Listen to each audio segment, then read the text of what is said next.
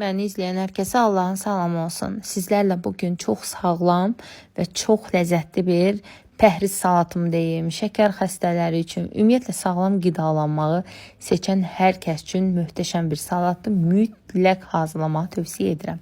Demək, video uzun olmasın deyə ərzaqların hamısını əvvəlcədən hazırlamışam. Qırmızı kələmi lay-lay doğramışam, çox nazik şəkildə doğramışam və daha sonra qırmızı kələmə bir qədər acılığını öldürmək üçün duz əlavə edirəm və əslində belə deməli idim də çəngəllə qaçışdırıram, amma yox. Bu çəngəllə qarışdırılan bir şey deyil.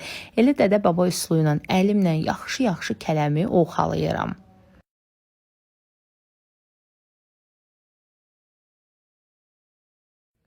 Belə qəşəng-qəşəng ovxalayıram. Çünki hamımız evdə belə edirik də qızlar. Şəhərlərdə yazmağa ehtiyac yoxdur ki, ay əllə, ay qolla, bəli, əllə. Hər kəs evdə əli ilə kələmi bu şəkildə duzunu, yəni acılığını öldürür.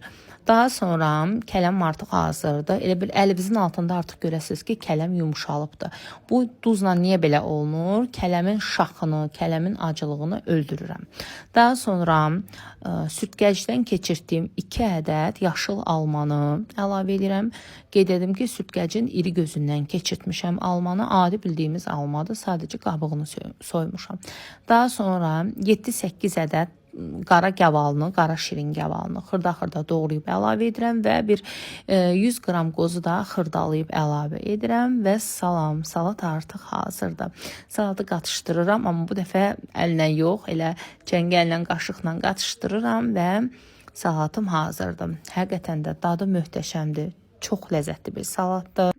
Adətən deyim ki, uşaqlar bu cür salatları çox uşaqlar sevmir, amma bu salatı inanın ki, çox bəyənəcək uşaqlar da. Alma o qədər bir belə deyim də ləzzətli dad verir ki, salata həqiqətən də möhtəşəm bir dadı var. Mütləq hazırlamanızı tövsiyə edirəm. Ən əsaslı göz haqqınızı halal etməyinizi istəyirəm. Allah hər kəsin süfrəsini bol ruzu bərəkətli etsin. Heç kim göz, heç kim qazanda qalmasın inşallah. Kanalımı bəyənirsinizsə abunə olub like etməyi unutmayın. Şərh yazmağı unutmayın. Sağ olun, salamatla qalın.